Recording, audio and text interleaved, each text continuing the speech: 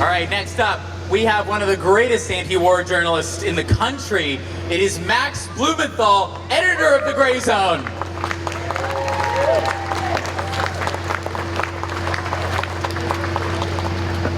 All right.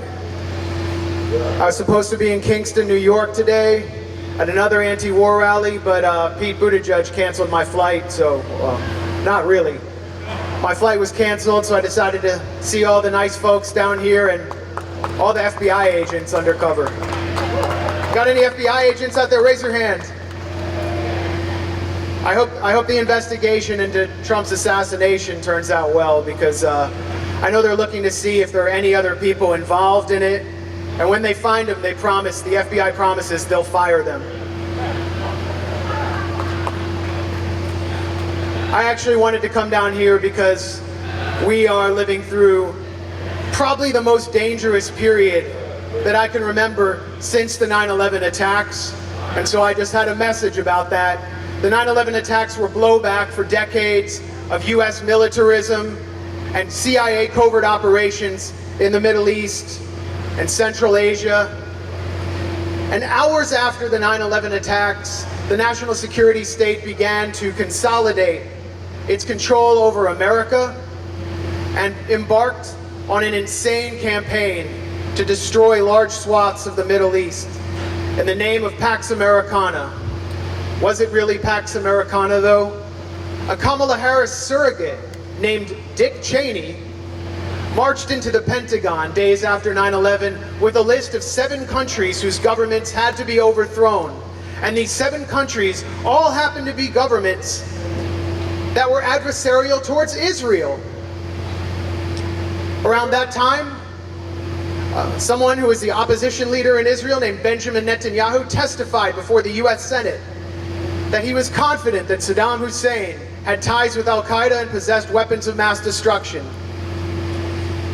And on that list that Cheney and Rumsfeld were passing alongside Iraq and Libya and Syria, was also Lebanon, a country where a powerful paramilitary force, paragovernmental force with massive popular support, had just kicked out Israeli military occupiers in 2000.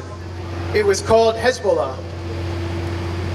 Yesterday, following a wave of terror across Lebanon, including exploding batteries in communication devices that left thousands maimed and children killed, people's eyes burned out, Israel commenced bombing southern Beirut with 2,000-pound US-supplied bunker buster bombs and destroyed an entire city block about the size of the World Trade Center of Ground Zero in order to kill one man, and that man was Hassan Nasrallah, the Hezbollah leader who had ejected Israel's military from southern Lebanon and who was branded a terrorist because of his resistance to Israel.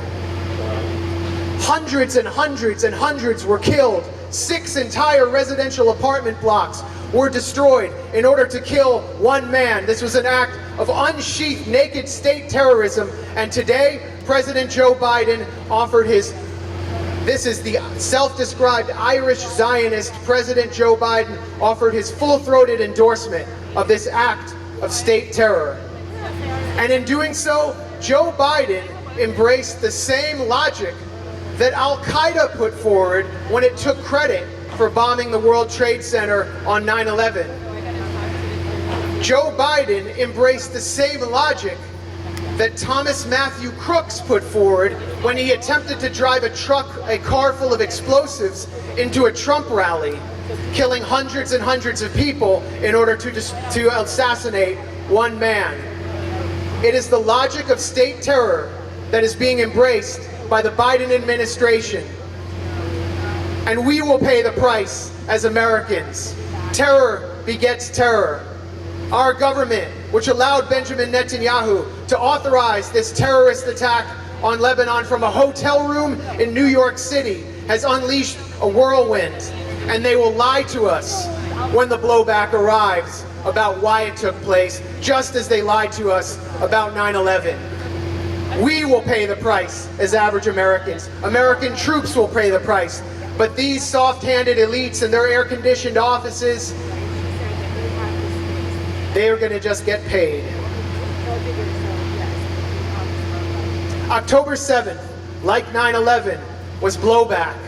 Blowback for decades of illegal, sadistic occupation of the Palestinian people and 2 decades of crushing siege, which I witnessed on several trips to the Gaza Strip.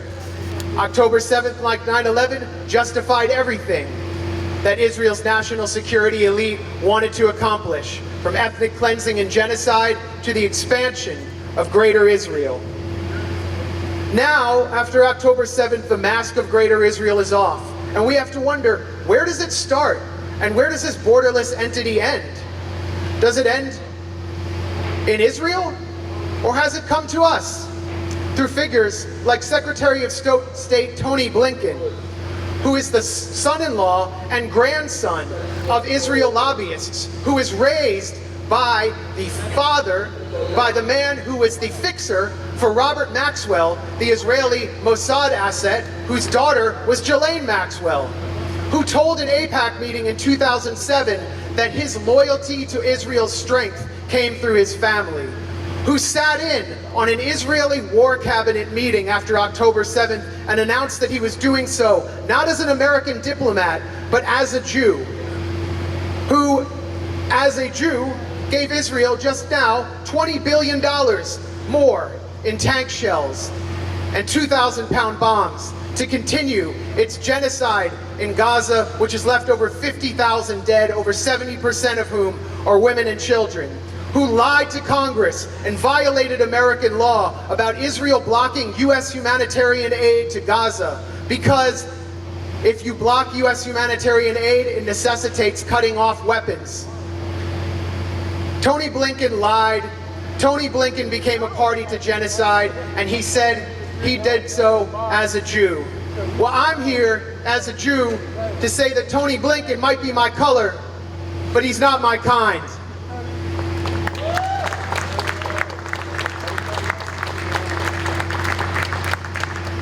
I'm an anti-Zionist Jew, and that means that I'm a Jew who is part of the human family.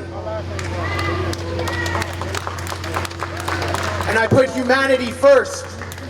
I'm a Jew who is not an ethno-supremacist like Tony Blinken and Jake Tapper and Josh Shapiro and Dana Bash and all the members of Congress who clapped like seals for Netanyahu as though he was the real president of the United States. I'm a Jew who, when I give my 3-year-old daughter a bath or put her to bed, I look at my phone and I see 3-year-old girls being extracted from the rubble of buildings bombed with American bombs in Gaza, covered in ash and blood, their lifeless bodies being laid on the floor and covered in funeral shrouds. And I can't help but be seared by this for the rest of my life, scarred by the Zionist Holocaust of children. And I will never forgive them, and I will never forget what they have done. I'm also, like all of you, an American who believes in the Constitution and understands that it gave us the right, the First Amendment gave us the right to be here and to say what I'm saying. And I might not be able to say what I'm saying in places like the United Kingdom without being detained, like my colleague Kit Clarenberg was for his journalism for the Grayzone. The First Amendment is under attack by Greater Israel through the Anti-Semitism Awareness Act, which weaponizes anti-Semitism to shut down speech.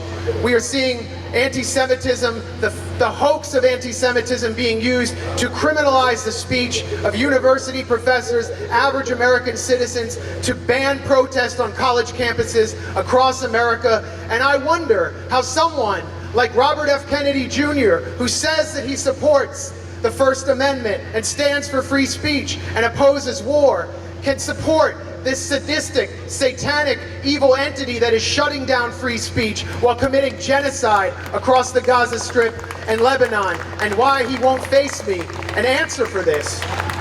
Could it be that Miriam Adelson, the Zionist mafia don from Israel, who has granted $100 million to Donald Trump, is also exerting influence on Robert F. Kennedy Jr. and others. We've seen her turn the America First movement into the Israel First movement. And now we have two parties that are committed to genocide, and no one knows what to do. We need to find a way out of this hopelessness, and we need to register AIPAC as a foreign agent and let the espionage investigations begin and see its directors sent to prison where they're forced to hold kosher soap on a rope. Just in closing, because I want to bring this home.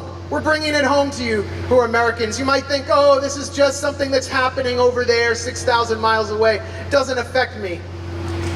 Israel's carrying out this genocide with a new system called the gospel. It is an artificial intelligence targeting system that generates targets in record time and allows Israel to kill and target families in their homes through a computer without human intervention. And it's being developed by companies in the United States like Palantir. And when Israel's done testing these weapons, these Skynet-like weapons, which recall the opening scene of Terminator 2, the war of the humans against the machine, when they're done, they're going to export them, and they're going to be exported to any country and any government that has a restive population that resists and that refuses to take a knee for whatever their orders might be, along with Israel's unprecedented, unparalleled surveillance system. And it will come here, and it is coming here, and it is being tested on the canaries in the coal mine in Gaza. And that is why Palantir's CEO, Alex Karp, a committed Zionist, declared while seated next to former CENTCOM chief Mark Milley, just a few months ago in Washington, D.C., declared that if these student protests and these protests against genocide in Gaza and the anti-war movement in the U.S.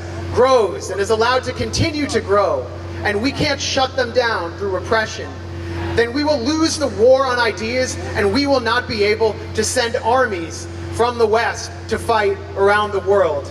And he's right, and that is a good thing. Those are the stakes.